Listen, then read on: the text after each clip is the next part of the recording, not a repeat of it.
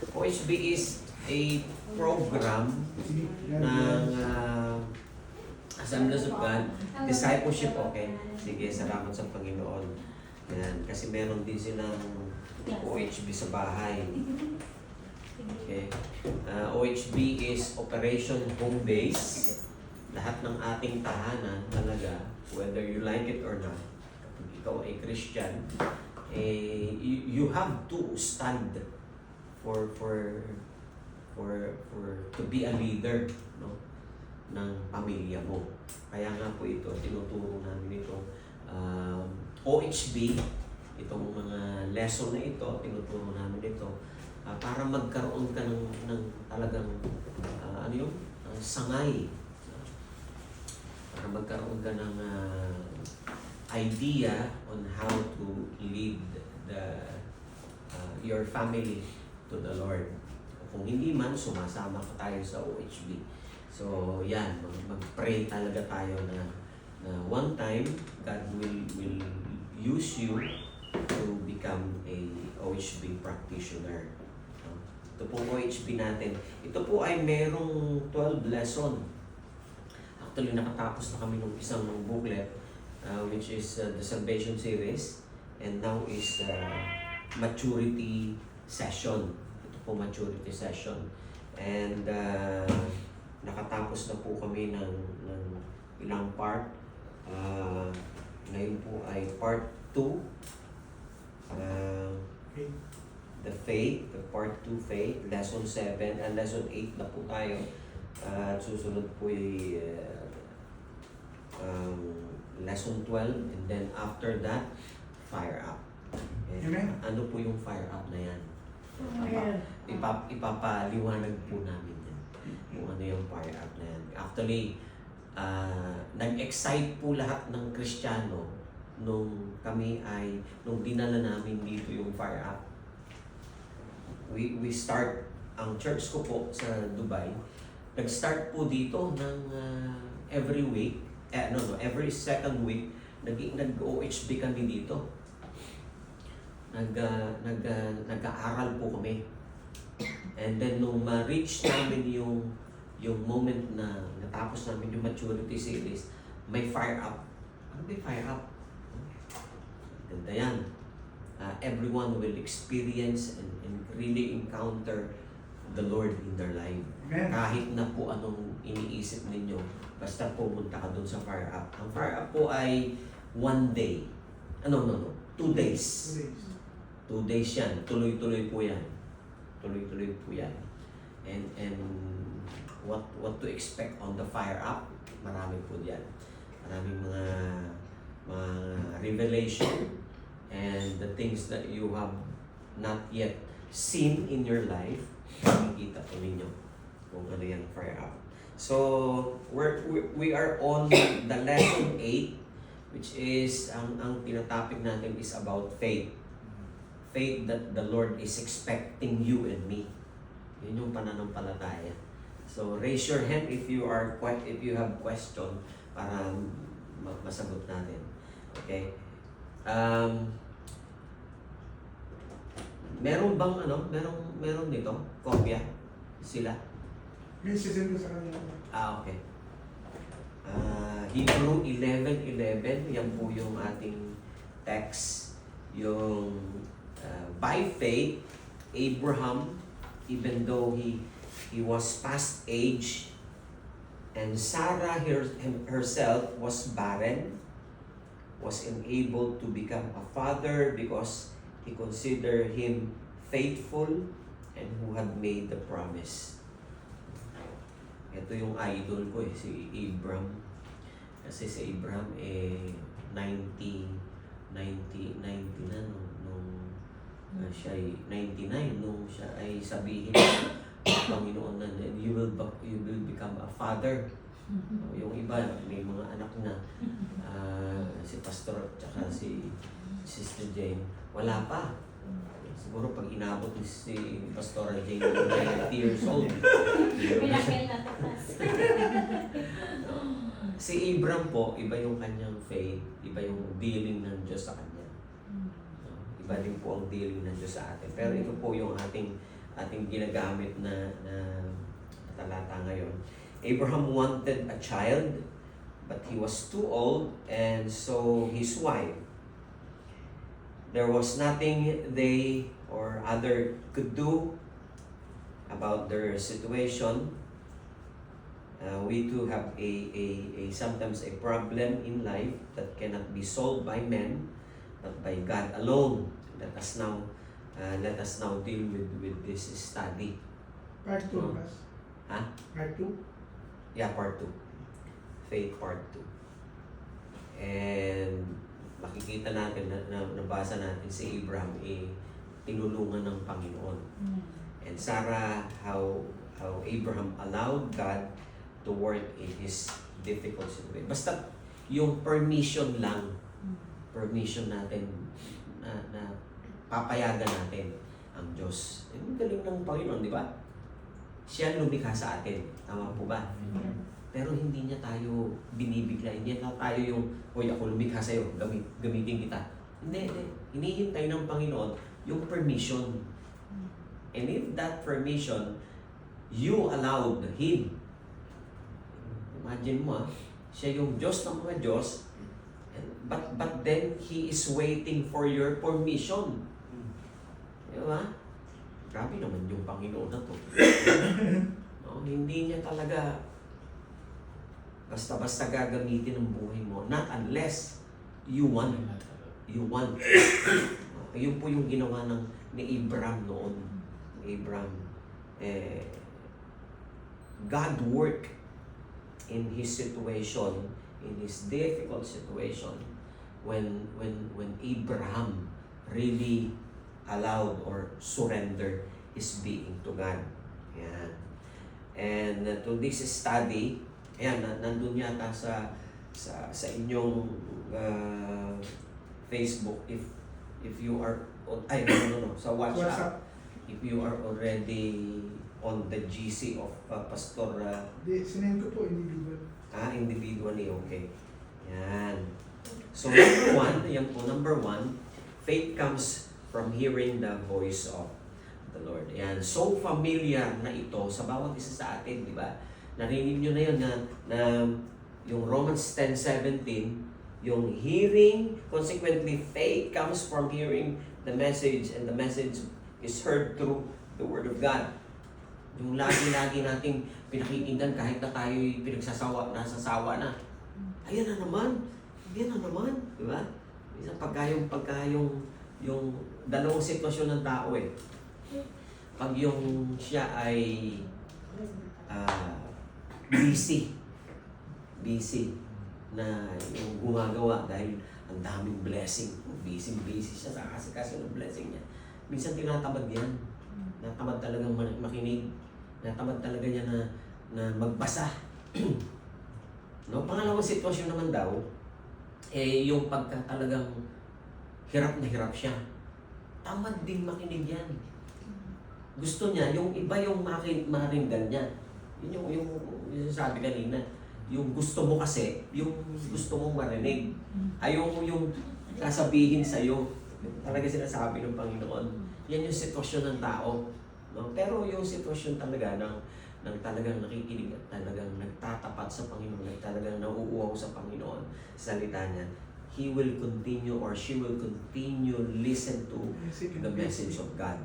She will continue it. Abraham did not just instantly believe, but he first received a promise from him. Yan yung Hebrew 11:11 at Genesis chapter 12 verse 7. True faith comes from God, which we will receive after hearing the message. So, yung true faith natin is nagsimula yan nung maringgan natin ang Panginoon, nung maringgan natin yung mensahe ng Diyos. Di ba?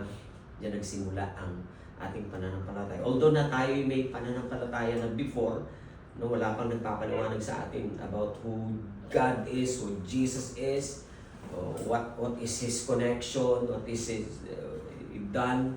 No, hindi pa natin alam yan, pero meron na tayong somehow, may konting paniniwala na tayo na merong Diyos. No? Merong Diyos na may-ari ng lahat. hindi nga lang natin kilala. No, maaring yung kilala nating Diyos ay nakatakot, o kaya ay hari, or kings of kings, no? Nakaupo sa trono, no? Ayan, at kumukumpay lang. No? Diba? Pero we never expect people na yung Diyos na yon, katulad yung binanggit kanina, yung Emmanuel, ang Diyos pala ay pupunta sa atin, or sasama, mamumuhay sa atin, and that is how the Lord really known Him, no? Na pinakita niya or show Himself in us. So yung faith natin, lalakas yan kung lagi tayong nagsasaliksik. Inaalaw natin na lagi nating marinig ang mensahe ng Panginoon.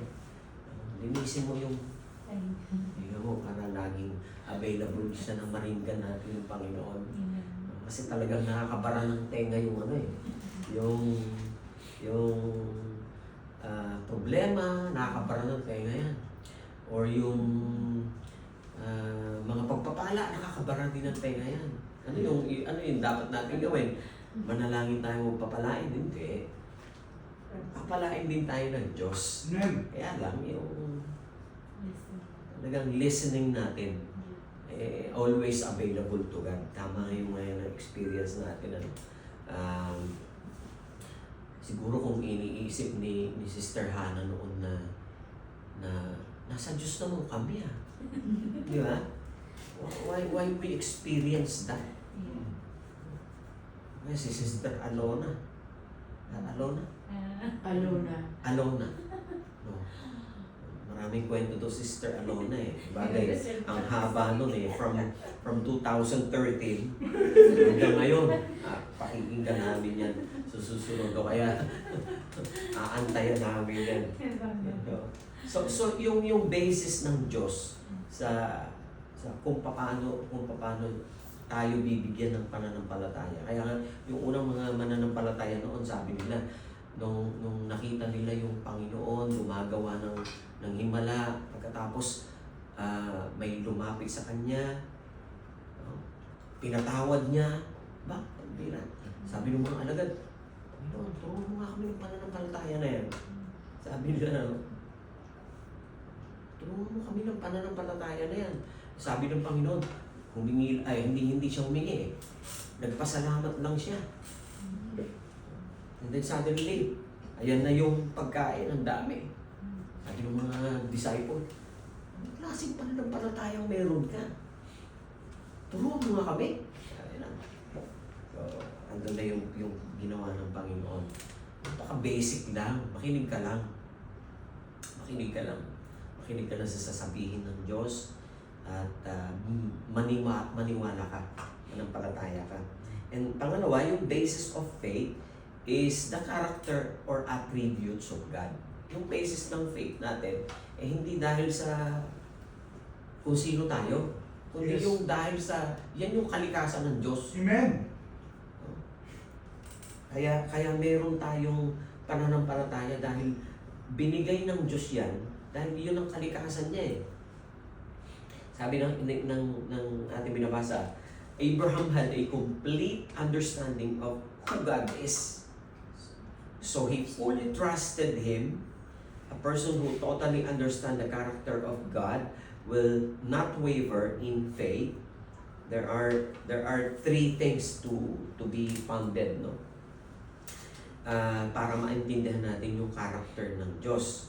Sabi sa Malakay 3:6, if you have your Bible with you, and James 1:17, if every perfect gift is from above, sabi ng Biblia. God never changes, sabi ng isa sa karakter ng Panginoon. He never changes. That is the reason why if they asked the Lord before, no, na sila ay magkaroon ng pananampalataya. If Abraham asked the Lord before, and the Lord granted him, and if the Lord granted him before, He will grant us now. Kasi He never changed. Yan yung isa sa karakter ng Panginoon. Pangalawa, He never fails. Diba? Hindi kailanman siya nagfe-fail sa atin. Lalo sa ating sumusunod sa Panginoon. No? Hindi talaga. Talagang mapapa-hallelujah ka na lang pag natapos na yung problema mo. Amen. Because He never fails. At huwag kayong basta-basta niniwala sa kaaway na tapos na ang buhay mo. Hindi mangyayari yun. Teka, saan ba kayo nagmula? Saudi? Hindi po. Russell Kaima? Russell Kaima. Russell Kaima. Tapos napunta tayo ng Dubai. Okay? Hindi natin alam kung from Dubai saan pa kayo gagamitin ng Panginoon. Hallelujah. Amen. And God never lies. Yan yung Yes. tatlong bagay na karakter ng Diyos na hindi pwede na magkaroon ng pagkakamali. He never lies. Ang Diyos natin never lies. So kung ano man yung sinasabi ng Biblia noon hanggang sa panahon ng modern church at hanggang sa panahon po natin, He is true. He is true on His word. No? Yan po yung ating pinananampalatayanan. That is why our faith must really put to our God. Yung trust natin, yung pananampalataya natin, yung ating pagtitiwala sa Panginoon talaga. Pangatlo, our faith will be tested. Ayun, ito na. Ito ako siguro medyo magtatagal ng konti. Our faith will be tested. Nako. Una kaya to? Ang hirap nito yun. No? Sabi Hebrew chapter 6 verse 12 to 15. We do not want you to become lazy. Hindi daw gusto ng Diyos na tayo maging tamad. But to imitate those faith and patient inherit what had been promised. When God made this promise to Abraham, since there was no other greater for him to swear by, he swore by himself, saying, I will surely bless you and give you many descendants. And so, after waiting patiently, Abraham received what promise. Yan, si Abraham. Yung perfect example ng faith. Yan yung binihiling natin na sana magkaroon tayo ng pananampalataya katulad kay Abraham. Ano bang meron si Abraham? Sabi nung binasa natin Biblia, meron siyang wait patiently. Yun. Yung pagtitiwala niya, hindi siya nawala. Pero yung kanyang yung character niya, kasi siya ay merong waiting at patiently. Pagka siya'y dumaan sa mga masukal na buhay, he just waited patiently. Imagine mo, pangakuha ka ng Panginoon na siya'y magiging ama ng maraming bansa, lahat ng nation. Ay, ano i-expect ni Abraham? Matanda na siya. Pagkatapos wala pa, baog pa yung asawa, sabi ng Biblia, di ba? Barren.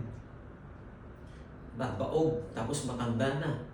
And then suddenly, magkakaroon ng anak na sing dami daw ng ng bituin at saka alikabok, ay ano yung buhangin. Imagine mo, dami. But then he waited patiently. Kung paano yung patiently na yon na kanyang pinagdaanan, just to prove to the world that he believed God. Dumaan man siya doon, sige, pahirap na siya. Hindi simple. Hindi simple yung pinagdaanan niya.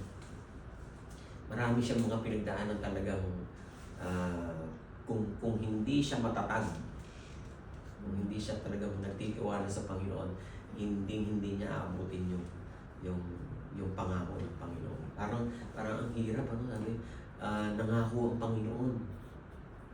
Tapos dadaanan mo yun. Ang bihira. Ayoko na yung pangako. Okay na akong simple. Di ba? So, God promised to Abraham was not immediately fulfilled. Yan. It took him ilang years? 25 years. My God. 25 years. Anong panahon na? Nung pangakuan siya ng Panginoon, ilang taon siya? Oh. Tapos 25 years maghihintay. Diyos ko po. Nung edad niya na yun, magkakaroon siya ng anak. Tayo, oras na yun. Nagreklamo na yun. Oras lang, di ba? O araw lang, no? Panginoon. Well, katapusan naman to. Diba? Pero salamat sa Panginoon sa testimony nila. Yes. Talagang God is so good. Amen. Ang nasa idea lang ni Hana, makauwi kami. Pinagpilitan pa. No, hindi pwede yan. Yan yung faith. If God promised to Abraham, yan, God promised us one thing. Yan, yung testing will come before we receive the promise. So our character will be molded by His own character. Yan, mamold tayo sa character ng Panginoon. Amen. Yun yung gusto niya. Pag na-mold ka na sa character ng Panginoon, lahat ng babangga sa iyo, magiging simple na yan. Sabi mo, okay lang yan. Yes. Like Paul, no? Pag nabasa niyo yung journey ni Paul, yung pagkatapos ng shipwreck, kasi nagkaroon ng shipwreck noon, tapos naglilingkod siya sa Diyos. Tapos na-experience niya ma-shipwreck sila. No? Nasa dagat, lulutang-lutang siya doon. Nung pagkatapos niyang lumutang, siyempre malamig na malamig doon, maglalagay siya ng magsisiga siya. Tapos biglang nakita ng mga ibang kasama niya na may ahas pa doon sa kanyang gatong na hawak. Sabi ng mga obserbadora, mga chismoso. Sabi, ayan, makasalanan kasi yan. Kaya nangyari sa kanya yan. Yan, mamaya patay ka na. Pero sabi ni Paul, umalis ka nga dyan. Sabi niya doon sa ahas. And then siya nagpatuloy sa buhay. Kasi ganyan po yung mundo. Pagka tayo may pinagdadaanan tayo, no? Sasabihin ng Panginoon, ay naku, kasi makasalanan ka. Kaya, kasi ikaw may kasalanan ka, pero manatili ka lang doon sa kalooban ng Diyos. Patient.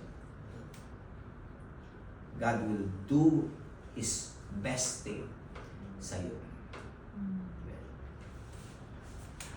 And we are seeking for our blessing or reward. But God is looking for right attitude so that whatever He will give us will not be wasted. Nasa Diyos lahat ng pangangailangan natin. And alam nyo ba na yung kamay ng Panginoon hirap na kung paano niya i-release yung mga biyaya.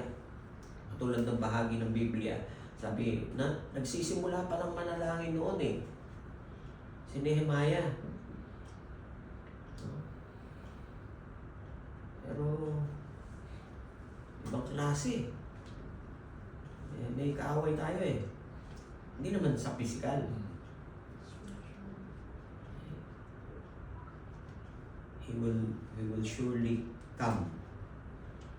Hindi niya iaalaw na mag-end yung buhay mo na hindi mo mararanasan yung pagpapala ng Panginoon. I don't know what is the Lord's deal with you.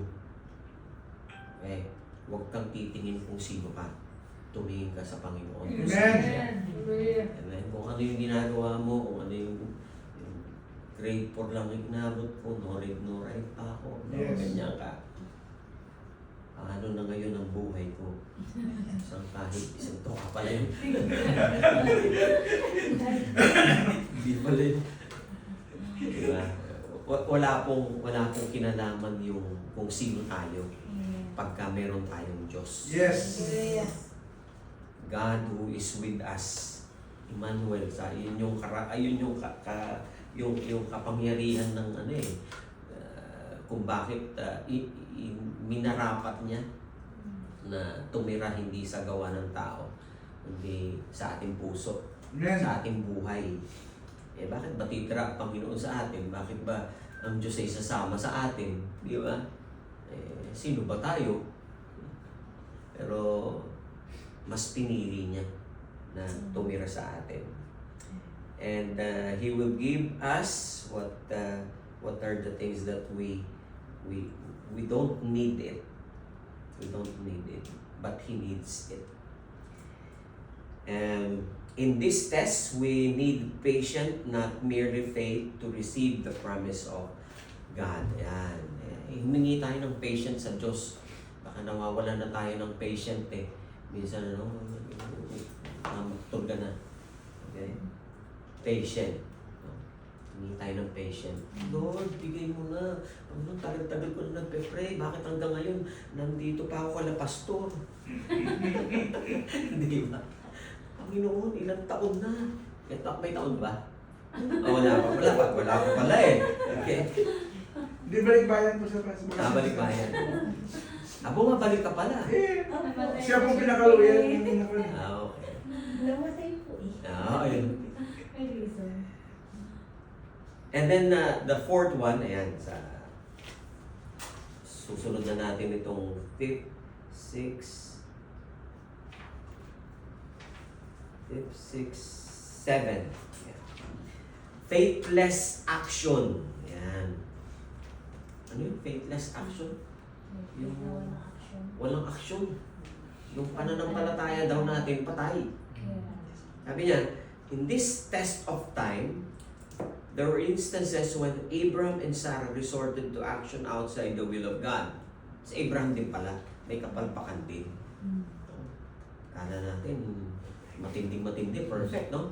Pero may kapalpakan din. Pero hindi doon, hindi tumagal yon sa puso nila.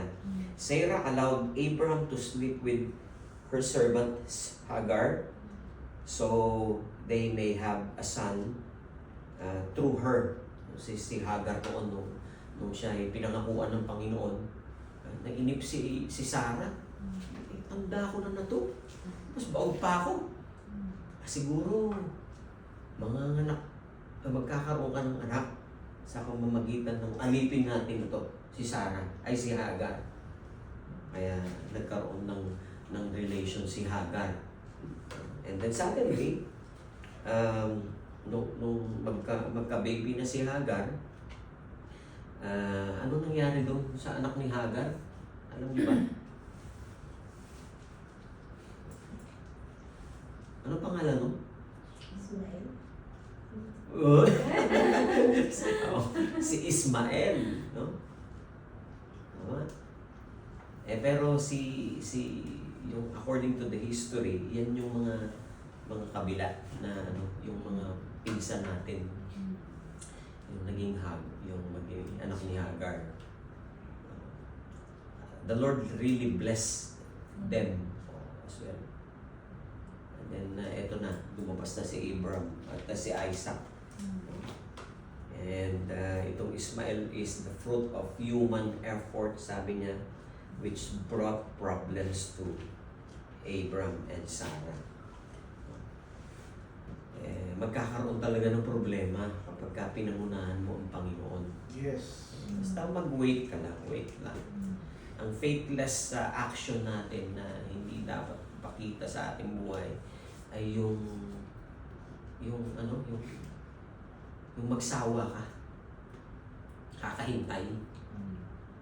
Yun yung talagang napaka-worst thing that you ever done to your waiting.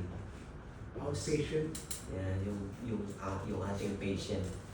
Sometimes we are like Abram and Sarah who were not patient enough to wait for God, Our faith in patient will lead us to action that they are accordance with His will. Itong this ungodly action can bring many Ismael or chaos in our lives, which can only stop if we repent for our wrong decisions. Yan. Amen. Salamat po sa Panginoon. Yan. Sige po, sa susunod natin yung 4, 5, 6. Hindi, dalawa pala yung 4.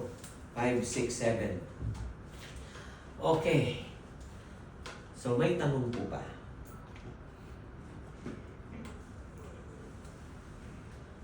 Wala akong tanong. Ako magtanong. When was the last time na naging impatient tayo sa hinihintay natin na hinihingi natin sa Panginoon? Huwag nyo na sagutin. Huwag nyo na sagutin. Pero kung gusto niya sagutin, sige, okay lang po. When was the last time? O baka nandyan kayo sa panahon na yan. Sabi ng ating binasa, ito'y mabubura pagka kayo'y humingi ng tawad sa inyong maling desisyon. Yan. Ganun lang kasimple. Hindi mo kailangan pumanta sa Semana Santa. Hindi kinakanta doon. Flores din. Yung kinakanta ng yung pabasa, no? O, yun. Passion. O, pasyon. Oo. Hindi mo kailangan lumuhod Tapos ng matagal na panahon. Ako sa Katoliko, Amen. nadaanan ko yun un. Oo, kami po ay matagal na panahon nakatali dyan. Salamat sa Panginoon at ako'y nakakilala. Nakalaya kami doon. Salamat. Dahil kung siguro kung hanggang ngayon ay nandun pa kami, diba? Kami laging presente sa pagpapasyon. Dahil hindi pwedeng hindi gawin dahil may panata ang pamilya namin. At the same time, magpapahari nga ako So, yun yung dahilan. But then, praise God for the things that He has done. Okay, yung ating pananampalataya daw ay dapat maipakita natin sa Panginoon na base doon sa Kanyang karakter. At yung ating pananampalataya dapat patuloy nating pakikinggan yung salita niya. Patuloy na yung only His Word can really boost our faith. And maging handa dahil susubukan ng Panginoon yung pananampalataya. Wala namang hindi dumaan dyan Kahit na yung pinakamatinong tao na nabubuhay dito sa mundo, dumating pa rin sa pagsubok. Diba? Paborito natin. Sino yun? Si Job. Diba? Perfect example ng mga pagsubok. Kay Job, talagang wala. Lahat nawala talaga sa kanya. Yung nagsimula siya ng mayaman, di ba? From riches to rag. Yung iba sa atin siguro from rag to riches. Ngayon mayaman na. Wala yung nagsimula na, rich kami dati. Yung rag na kami. Maaari, may ganun. Pero the Lord will restore everything what was lost. Basta buhay pa tayo. Amen. At patuloy pa tayong lumalaban. Amen. Nandyan yung Panginoon. Nandyan yung pangako ng Panginoon. Hallelujah. Tumayo pa tayo. Hallelujah. Nagpapasalamat po kami, Panginoon, sa umagang ito, sa tanghaling ito, Diyos, sa napakalaking bagay na ginawa mo sa amin, Panginoon. Maraming salamat, Panginoon, sa pananampalatayang pinagkatiwala mo sa amin. Yes. Nawa pong, Panginoon, ito ay mapalago pa namin at mapagtibay pa namin, Panginoon, according to your will, according to your knowledge, O God. Yes, Salamat po Lord. sa araw na ito, Panginoon, na kami pinagsama-sama sa lugar na ito, Panginoon, igawad mo sa amin ang iyong masagaganang bendisyon, Panginoon. So, may lahat ng kapurihan, ng pasalamatan sa makapangyarihang pangalan ni Jesus. Gamitin mo po kami Yes. sa iyong kalooban, Panginoon. Ito po ang aming hiling na langin sa pangalan ni Kristo Jesus. Amen. Amen. Amen.